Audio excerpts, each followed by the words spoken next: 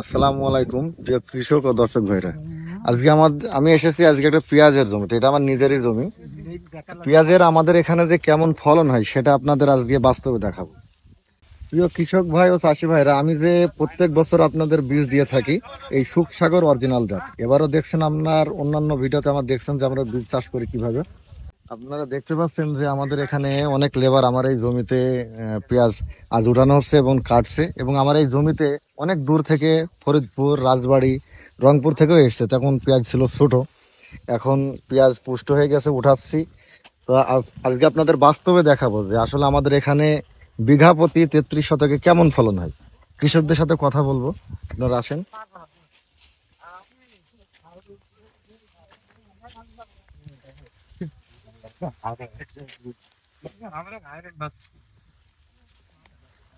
আসসালামু আলাইকুম। ওয়ালাইকুম আসসালাম। আপনারা যে আজকে এই জমিতে পেঁয়াজ উঠাচ্ছে, হ্যাঁ, জি। হ্যাঁ, আপনারা তো বিভিন্ন জায়গায় পেঁয়াজ উঠাচ্ছেন, বিভিন্ন জমিতে। তো আমার যে এই জমিতে আজ পেঁয়াজ উঠাচ্ছেন, মানে কাঠা প্রতি কেমন ফলন যেতে পারেন, মানে একটা আইডিয়া করে বলেন, মানে কেমন ফলন হতে পারে কাঠা প্রতি। আইডিয়া বলতে কি আপনার 8 থেকে 8.5 মন মতো হবে কাঠা প্রতি কাঠাপতি। তাহলে দর্শকরা দেখেন, আমার যেখানে যারা কৃষকরা পেঁয়াজ উঠাচ্ছে ওনারাই বলছে 8 থেকে 8.5 মন। না, আমরা ধারণা করছি 8 থেকে 9 মন হতে পারে। তো দেখা যাচ্ছে 33 শতকে আমাদের যে বিঘা, এই বিঘাতে এই জমিতে 160 থেকে 70 মন ফলন হবে আশাবাদী আমরা। জি। আপনারা দেখেন, আমার অনেক লেবার কাজ করতে হবে। পেঁয়াজ কাটছে, আপনারা পেঁয়াজ গুলা দেখেন, এই যে এই পেঁয়াজ গুলা আপনি বলুন যে মধ্যে ভাষা কোন? পেঁয়াজ গুলা দেখেন, একটা পেঁয়াজ আপনার এইগুলো 250 গ্রাম করে ওজন হয়। আর এই পেঁয়াজ গুলো অনেকে বলে যে ঘরে সংরক্ষণ করে রাখা যায় না, অনেকে বলে যে না, এটা ভুল কথা। এই পেঁয়াজ গুলা যদি আপনি মানে শুকাইয়ে যদি রাখেন, এটা সামনে মৌসুম পর্যন্ত এই পেঁয়াজ গুলা ঘরে থাকবে, সংরক্ষণ করে রাখা যাবে। আমরা এই আমরা এই পেঁয়াজ গুলো সংরক্ষণ করে রাখি, যে আমরা যে বীজ উৎপাদন করি। আপনারা দেখছেন আমার আগের অনেক ভিডিওতে এই কদম গুলাই লাগাই। আপনার ভিডিওতে দেখছেন এই পেঁয়াজ গুলো আমরা ঘরে সংরক্ষণ করে বাজাই করে রাখি।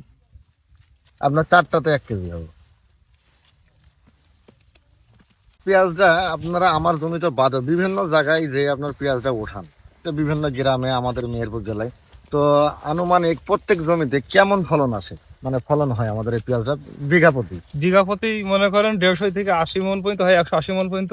180 মন পর্যন্ত। এনারা আমার আজকে জমিতে লেবার, এনাদের আমার পাশে, এনারা আবার আমাদের জেলায় বাসা নয়, মানে এদের বাসা হলো আমাদের পরের জেলা, আমাদের চুয়াডাঙ্গা জেলা। চুয়াডাঙ্গা জেলা থেকে এসছে। এখানে আমাদের লেবার সংকট, ওখান থেকে আসে। তো এনারা বিভিন্ন জায়গায় যে পেঁয়াজ ওঠায়। হ্যাঁ, ওনাদের মুখের কথাই আপনারা দেখেন যে কি বলছে।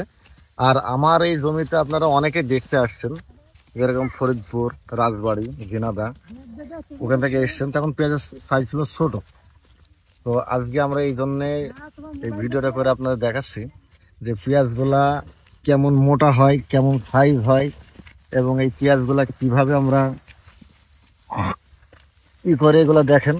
একটা পেঁয়াজ, প্রত্যেকটা পেঁয়াজ দেখেন।